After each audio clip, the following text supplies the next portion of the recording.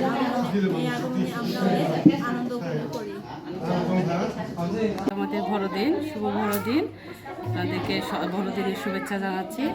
আর আজকে আমাদের ধর্মীয় প্রভু যিশুর জন্মদিন, তাই আমরা বড় উৎসব পালন করতেছি।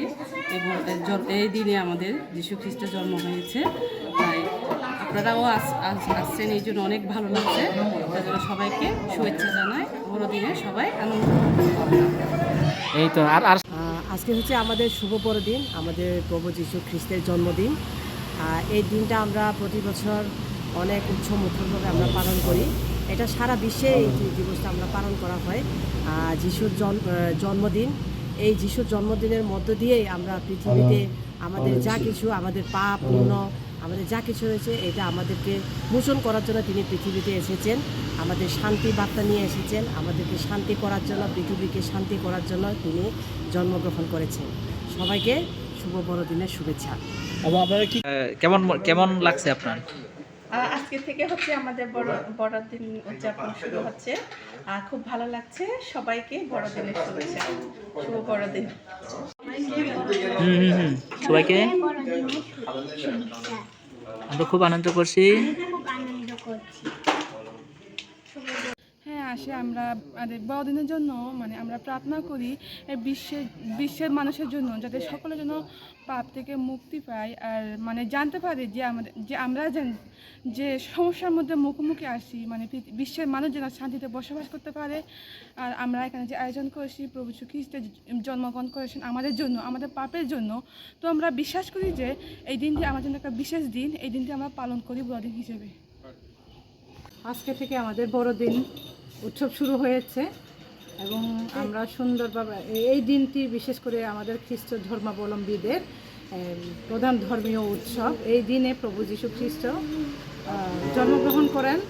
সেই 2024 বছর আগেও সেই পাপীদের মুক্তির বার্তা নিয়ে তিনি পৃথিবীতে এসেছিলেন এবং এই দিনটিকে আমরা বড়দিন হিসেবে পালন করি। এবং এই দিনে আমরা সব বয়সের নারী, পুরুষ, যুব, কিশোরী সবার অংশগ্রহণের মধ্য দিয়েই কিন্তু আমরা সুন্দরভাবে প্রার্থনা করব।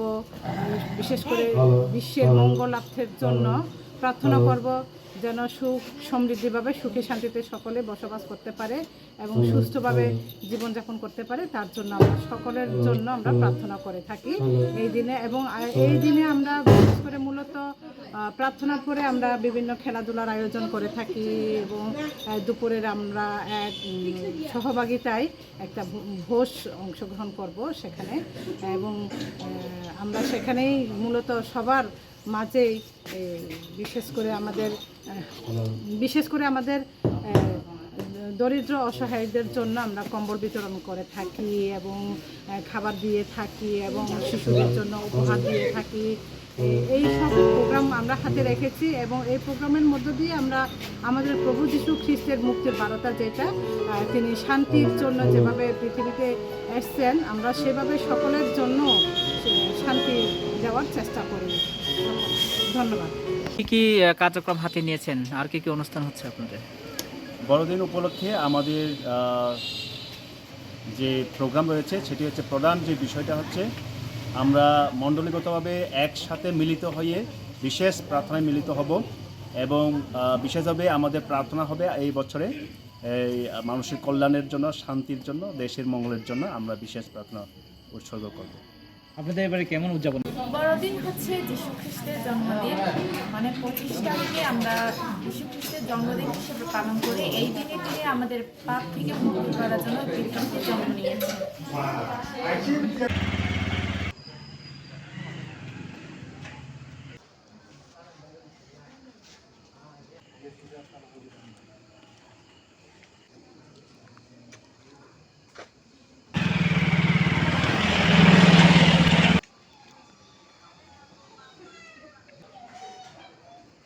ভিতরে গিয়ে খাওয়ার কথাটা সুন্দর করে নিলে ভালোই। নাস্তা খাবো, বার্গার, চিকেন, এগুলো এগুলো খাওয়াবে না। তবে রাঙামাটি যাবো আমি।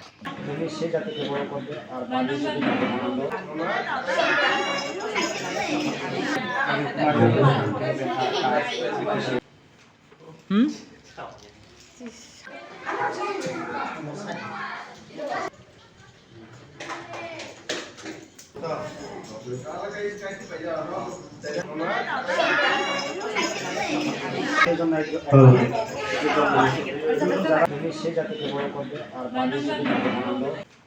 হুম